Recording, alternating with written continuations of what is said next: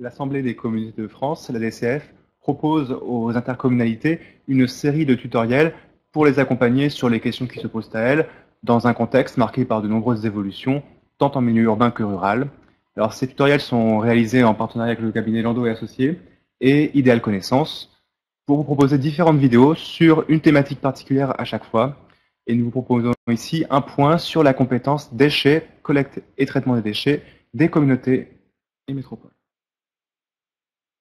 Alors, cette compétence, pour retracer un peu le contexte de son transfert, c'est que c'est une compétence qui va devenir obligatoire pour l'ensemble des communautés et métropoles, donc l'ensemble des communautés, des EPCI à fiscalité propre. Mais pour se rassurer, dans la pratique, il s'avère qu'un très grand nombre de communautés exercent déjà cette compétence, l'ont déjà dans leur statut, à titre optionnel notamment, même si ensuite la compétence peut être gérée par un syndicat. La vraie question qui va se poser davantage, c'est les réorganisations qui vont résulter des fusions de communautés qui se préparent pour le 1er janvier 2017 en application des schémas départementaux de coopération intercommunale, les SDCI. Ces réorganisations vont toucher notamment à la question des syndicats et au financement de l'exercice de cette compétence. Cette compétence, il faut déjà cerner l'objet sur lequel elle porte. On voit différents types de déchets, plus ou moins dangereux selon les activités qui les génèrent. La compétence des communes à l'origine, et en fait cette compétence communale qui est transférée aux communautés et métropoles, porte sur une partie seulement des déchets non dangereux. Ce sont les déchets non dangereux générés par les ménages, et puis les déchets non dangereux dits assimilés, c'est-à-dire qui ne proviennent pas des ménages, mais le service organisé pour ces ménages peut les collecter auprès d'autres types d'activités, notamment économiques, sans que ceci implique une organisation différente, sans suggestion technique particulière. Alors, évidemment, il ne s'agit pas ici de passer en revue l'ensemble des filières des déchets, mais ce schéma est assez intéressant. Il indique globalement sur le territoire les différentes filières qu'on peut constater en la matière. Et comment se répartit finalement les tonnages. Alors évidemment, les stratégies sur les filières des déchets relèvent aujourd'hui aussi d'une stratégie de planification à l'échelle nationale, mais surtout, pour l'instant, enfin jusqu'à la loi NOTRe, départementale pour les déchets non dangereux, régionale pour les déchets dangereux, et depuis la loi NOTRe, avec un basculement de l'ensemble de la planification, une planification unique à terme au niveau des régions sur les stratégies de filière des déchets pour les déchets non dangereux, qui vont concerner donc évidemment les collectivités territoriales et en réalité les EPCI à fiscalité propre, et également les déchets dangereux, sur lesquels n'interviennent pas effectivement ces collectivités. Il faut rappeler que le Grenelle de l'environnement est venu avec un ensemble d'arsenal, un arsenal juridique en matière de déchets, en rappelant aussi une forme d'hiérarchie qu'on doit avoir en la matière. Le déchet doit bénéficier principalement d'abord d'un réemploi, le meilleur déchet étant celui qui finalement n'est jamais produit ou repart dans le flux en tant que bien et non plus que déchet. La loi sur la transition énergétique en la matière renforce encore d'ailleurs cette approche. La valorisation de matière, enfin seulement la valorisation de l'énergie, et enfin, en bout de chaîne, eh bien, le stockage des déchets qu'on ne peut plus finalement revaloriser. Alors dans ce cadre, la prise de compétences obligatoire, mais surtout donc les évolutions de périmètre des communautés, interroge sur les montages possibles, notamment par rapport à la strate supérieure des syndicats qui sont amenés à exercer cette compétence. Différents montages sont autorisés dans la mesure où la compétence porte sur la collecte des déchets et sur leur traitement, avec des incidences différentes et souvent le fait qu'on retienne une échelle différente par rapport aux suggestions techniques que cela suppose. Donc différents montages sont possibles, donc à partir du 1er janvier 2017, de toute façon, tous les EPCI à fiscalité propre seront compétents en lieu et place de leurs communes membres. Ils peuvent faire deux choix, soit d'adhérer à un syndicat mixte pour la collecte et le traitement, soit d'adhérer à un syndicat mixte pour le seul traitement. Il n'est pas possible, en revanche, d'adhérer à un syndicat mixte pour la seule collecte des déchets, tout en exerçant directement le traitement. Et il n'est pas possible non plus d'adhérer à un premier syndicat pour la seule collecte et à un deuxième syndicat différent du premier pour le seul traitement des déchets. Donc voici un peu les montages possibles dès lors que la communauté n'exerce pas en direct cette compétence qui est bien sûr autorisée par la loi. Et puis donc, on l'a vu, hein, transfert de compétences et avant tout les évolutions des périmètres communautaires, ça interroge donc l'avenir des syndicats qui préexistent en la matière, notamment pour un premier aspect qui est celui de savoir dans quelle mesure les périmètres communautaires vont se rapprocher des périmètres des syndicats. En effet, ce qui est prévu, c'est que première chose, si le périmètre de la communauté coïncide avec celui du syndicat, on a vraiment deux périmètres identiques qui se superposent, sans se dépasser, le syndicat est dissous de plein droit et la communauté se substitue à lui. Elle le remplace entièrement, elle reprend l'ensemble des obligations et donc exerce, dans ce cas de figure, directement la compétence collecte et traitement pour ce qui n'a de conséquences sur les syndicats gérant la collecte et le traitement des déchets, c'est de savoir dans quelle mesure s'applique le mécanisme de représentation-substitution. Ce mécanisme suppose que dès lors que la communauté devient compétente à la place de ses communes membres, lesquelles avaient adhéré à un syndicat par ailleurs, la communauté remplace ses communes membres, se substitue à elle au sein du syndicat. Donc elle se substitue aussi bien au sein du comité syndical que pour l'exercice de la compétence ou pour les cotisations versées au syndicat. Ce mécanisme ne s'applique pas dans tous les cas de figure. Pour les comités de communes, il s'applique pour l'ensemble des compétences et pour le cas des évolutions de périmètre, le lien d'adhésion est en plus conservé. C'est-à-dire que la question se pose dans les comités de communes parce qu'elle prend la compétence ou parce que ces comités de communes fusionnent ou leur périmètre évolue, on aura un maintien des syndicats, la communauté se remplaçant les communes au besoin. Le cas de figure est différent dans les agglos ou les autres EPCI à fiscalité propre de caractère urbain. Le mécanisme de représentation-substitution est limité dans ces communautés aux compétences facultatives. On est sur une compétence obligatoire, ce qui veut dire que le mécanisme ne s'appliquant pas, les communes se retireront du syndicat qui exerçait la compétence sans que la communauté adhère à leur place, avec pour conséquence de réduire le périmètre du syndicat en question. Il faudra donc bien distinguer selon les montages en question, selon que l'on est communauté de communes ou communauté à caractère urbain. Ça, c'est le mécanisme un peu obligatoire qui se pose. Il y a des choix qui sont possibles selon la situation qui s'envisage. Première question qui peut apparaître, c'est de savoir est-ce qu'il ne serait pas possible de réadhérer à des syndicats en matière de déchets, même si la loi prévoit qu'il y a un retrait imposé parce que le mécanisme de représentation-substitution ne s'applique pas. C'est des choses qui peuvent être envisagées en amont des évolutions de périmètre qui aboutiraient à ce retrait des syndicats. Notamment en maintenant, alors soit en ayant un syndicat qui demeure par ailleurs parce qu'il n'est pas complètement dissous à cause des retraits, auquel cas on peut prévoir une réadhésion de la communauté d'agglomération urbaine à ce syndicat, ou en négociant avec les services de l'État pour montrer le bien fondé du maintien d'un syndicat sur le plan technique notamment, pour avoir une réadhésion à un syndicat de ces communautés à caractère urbain. Deuxième type de choix qui peut être effectué pour ajuster cette articulation entre communauté et syndicats en matière de déchets, c'est la possibilité qui est donnée par la loi qu'une même communauté puisse adhérer à un syndicat ou à plusieurs syndicats pour une partie seulement de son périmètre à elle communauté, ce qui permet de faire des choix en respectant les principes qui ont été vus auparavant sur la possibilité de déléguer par exemple seulement le traitement à un syndicat et de conserver la collecte. Alors, derrière, évidemment, se pose toujours la question du financement, même le nerf de la guerre. Il y a finalement deux grandes familles de modes de financement. Premier mode, qui apparaît ici sur le schéma en bleu, c'est de recourir à la fiscalité. Alors, en réalité, soit en puisant sur le budget général, il y a encore quelques EPCI qui financent comme ça la compétence déchets, mais ça tend à devenir rare. Alors, quand je dis budget général seul, sans flux financier spécifique aux déchets. Mais sinon, bien souvent, en fiscalité, en levant en réalité la taxe d'enlèvement des ordures ménagères. À signaler, la taxe d'enlèvement des ordures ménagères, dont sont redevables aussi potentiellement le secteur économique, a vocation à ne financer que la collecte et le traitement des déchets des ménages. Donc même si un supermarché, par exemple, se retrouve sur le territoire à payer la taxe d'enlèvement des ordures ménagères, ces taxes ne financent pas éventuellement le service qu'on pourrait lui rendre à côté de collecte et traitement de ces déchets dits assimilés. Pour ceci, il convient justement d'instaurer à côté de la taxe eh bien, un autre flux financier qui est la redevance spéciale, faite justement pour pour financer cette partie du service.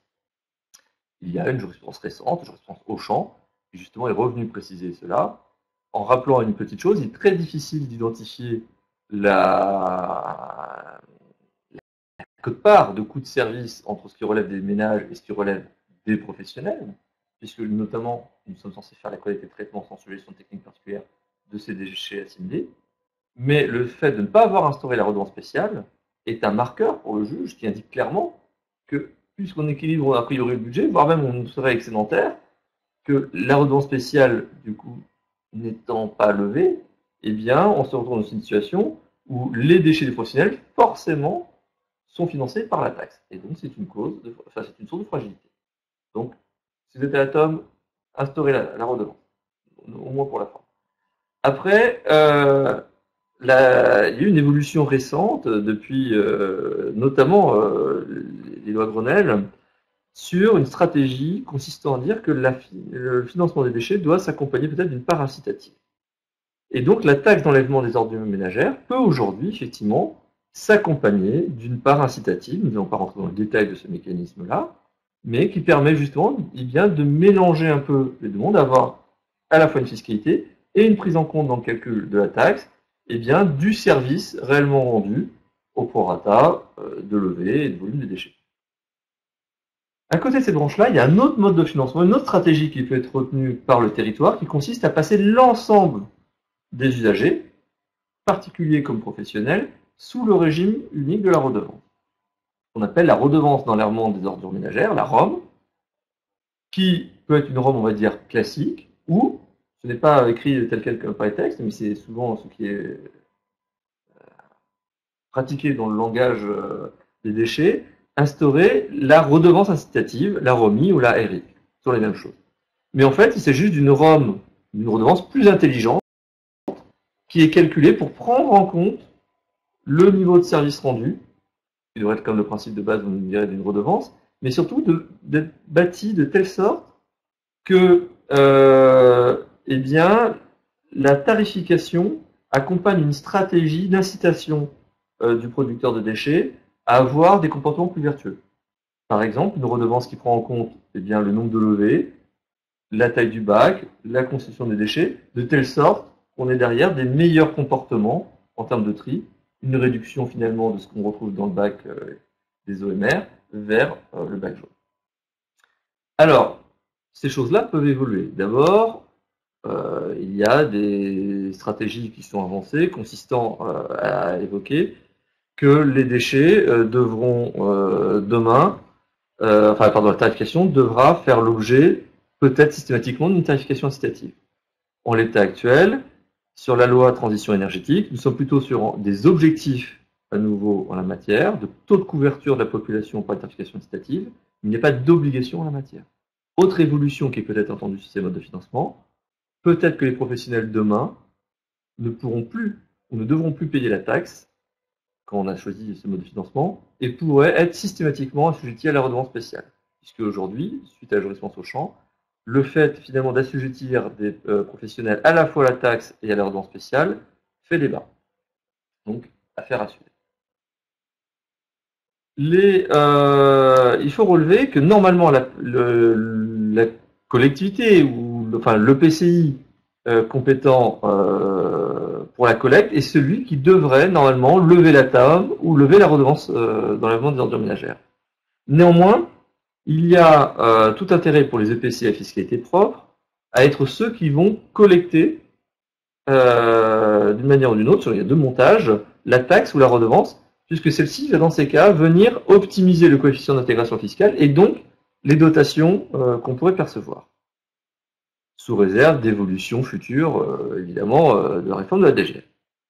Mais en l'état, du coup, alors même qu'un syndicat pourrait être compétent sur la collecte et le traitement, eh bien, plutôt que celui-ci se retrouve à être l'autorité qui lève la TOM ou la redevance, eh bien, on pourrait tout à fait avoir un mécanisme où, malgré tout, ce syndicat lève des contributions, et c'est la communauté qui décide de lever la taxe ou de lever les redevances. Les sommes transitent par elle et permettent de financer la contribution, ce qui vient optimiser le cycle. Autre montage possible, on peut même avoir le syndicat qui décide de la politique en la matière, qui décide de la stratégie de redevance, qui décide sinon du calcul de la TOM, et par contre, eh bien, la communauté va être dans un rôle de collecteur d'impôts, on va dire ça comme ça, de collecteur pour le compte du syndicat. Les sommes vont transiter par la communauté, ce qui va permettre, là aussi, du coup, eh bien, de prendre en compte ce montant-là. Donc il y a des petites subtilités, vous voyez, entre les deux montages. Les deux sont intéressants. Il y en a un qui permet clairement à un syndicat, c'est le deuxième montage, d'avoir une stratégie tarifaire unique sur l'ensemble de son territoire, quelles que soient les communautés, et les sommes transitent par les côtés, alors que l'autre, au contraire, donne la main à chaque communauté. Donc sur un même syndicat, on peut avoir des communautés à la TOM, des communautés à la redevance. Et c'est là la grande différence stratégique en la matière. Alors, ceci posé, le choix de la stratégie tarifaire sont des choses que vous connaissez. Par contre, on doit évoquer évidemment ce qui va se passer dans le cadre de la fusion, puisqu'on va peut-être fusionner une communauté compétente en matière de déchets qui, elle, avait fait la stratégie de la taxe, une autre la stratégie de la redevance, une autre peut-être la stratégie de la taxe incitative, et une autre la stratégie de la redevance incitative, et puis on va rajouter pour le plaisir une cinquième qui a décidé de financer tout sur le fonds de budget général parce qu'elle avait les moyens. Que fait-on? Bon, vous vous en doutez, on va être un peu obligé d'harmoniser. Néanmoins, le législateur nous donne un délai. En cas de fusion, nous disposons d'un délai de 5 ans pour décider si on part sur une stratégie à la TOM ou à la redevance. Pendant ce délai de 5 ans, on dispose d'un délai transitoire qui permet du coup de maintenir les situations. Pour autant, passer ce délai de 5 ans maximum, on peut aller évidemment beaucoup plus vite, on devra avoir choisi son camp et on devra organiser la convergence en la matière. Sachant qu'à terme, on doit évidemment donc avoir, quand je dis convergence, des taux de TOM ou des taux de redevance. Mais, en tout état de cause, à terme, on doit avoir eh bien, une stratégie où à service identique, on aura une tarification identique. Donc, à terme, la communauté est soit couverte intégralement, soit sur un financement du budget général, mais sans taxe, mais c'est assez rare, soit sur une stratégie de taxe, soit sur une stratégie de redevance. Et éventuellement, elle pourra maintenir des zonages tarifaires sur certains domaines, sur certains secteurs, pardon, si réellement, objectivement, il y a des différences. Si on a par exemple une stratégie de collecte sur une bord littorale parce qu'on a des besoins particuliers en la matière, et une autre stratégie de collecte sur le haut pays, par exemple. Mais elles services rendu identiques, stratégie identique. Et comme pour tous les autres services, plus vous irez vers la convergence, plus votre situation sera en réalité sécurisée. Car d'expérience sur les contentieux, en réalité, on voit bien, si je commence à avoir des zonages, eh bien, il m'appartiendra de défendre, enfin de démontrer en cas de contentieux la légitimité de mon zonage, alors qu'au contraire, en général, lorsque le juge voit qu'une seule stratégie sur l'ensemble du territoire, il a plutôt tendance à considérer que c'est signe qu'il n'y a pas de problème, au requérant de démontrer éventuellement si vraiment il faudrait avoir une telle convergence, et même là, le juge n'a quasiment jamais sanctionné. Il faut relever une chose, ce n'est pas parce que j'aurais choisi mon camp entre taxe ou redevance que je pourrais avoir un secteur où j'aurais une taxe incitative et un autre secteur où j'aurais une taxe non incitative. Les textes ne sont pas très clairs, mais ça nous semble douteux d'avoir ce genre de subdivision territoriale aussi. Alors ceci pose aussi la question de quel service demain. Il est difficile évidemment d'anticiper toutes les évolutions des textes, mais on voit tout de même certaines évolutions qu'on a déjà évoquées. D'abord, peut-être que demain, sur les professionnels, on va avoir effectivement une refonte avec cette orientation sur la redevance. Il y a la question de la tarification incitative, on l'a évoqué, qui va sans doute supposer la venue de textes de mise en œuvre de la loi sur la transition énergétique. Et si aujourd'hui elle nous donne des objectifs, on l'a vu avec le précédent du Grenelle, on peut avoir des textes qui peuvent assouplir l'objectif ou au contraire renforcer et être beaucoup plus autoritaires en prévoyant un taux de couverture particulier sur les secteurs. en donnant peut-être à la planification des déchets la capacité de donner certains objectifs plus précis pour les territoires. Donc, vous aurez en cas de fusion un délai de 5 ans pour faire certains arbitrages sur la tarification, très bien, mais regardez bien ce qui va se passer. Ces 5 ans doivent être vraiment mis en œuvre pour pouvoir justement voir ces évolutions, être en mode veille législative et réglementaire en la matière, pour justement s'adapter, anticiper ces aspects-là, en relevant aussi que vos services vont connaître de grandes mutations avec l'évolution des consignes de tri, avec la mise en place de l'économie circulaire qui doit aussi qui aura nécessairement des impacts sur le flux des déchets. Et il convient donc vraiment d'engager au lendemain de la fusion toute cette réflexion sur le service tel qu'on l'imagine sur 2025. C'est l'objectif que se donne la loi de transition énergétique. Enfin, petit rappel, la loi NOTRe transfère aussi la planification aux régions, on l'a évoqué. Ça veut dire aussi que les communautés, les syndicats, demain, doivent se mettre en ordre de bataille aussi pour être des interlocuteurs privilégiés de la région, alors que les périmètres grossissent, pour pouvoir apprécier, être en dialogue avec la région et participer à la co-construction de cette planification de la stratégie des déchets sur le territoire. Notamment grâce à l'outil des conférences territoriales de l'action publique qui doivent être remises en place, notamment dans les régions qui ont changé de périmètre. Alors pour résumer sur ces transferts de nouvelles compétences, ou même plutôt l'évolution du périmètre qui exercera réellement la compétence en raison des nouveaux périmètres intercommunaux, différents points qui sont à envisager pour anticiper ces évolutions-là. On a vu, il y a toute une question qui se pose sur les évolutions des périmètres des syndicats, et il est intéressant de prendre ça finalement en amont pour voir comment se rapprocher des syndicats, les aider aux besoins à se réorganiser par rapport aux évolutions qui les attendent, qu'il s'agisse de la façon d'exercer les compétences, ou pourquoi pas également organiser des transitions si un retrait de syndicats s'impose de par la loi. Qui dit transfert de compétences dit également transfert de services. Donc on va avoir des services qui, pour les communautés qui n'étaient pas compétentes, ou alors quand les communautés adhèrent à un syndicat, vont devoir passer à l'échelon supérieur.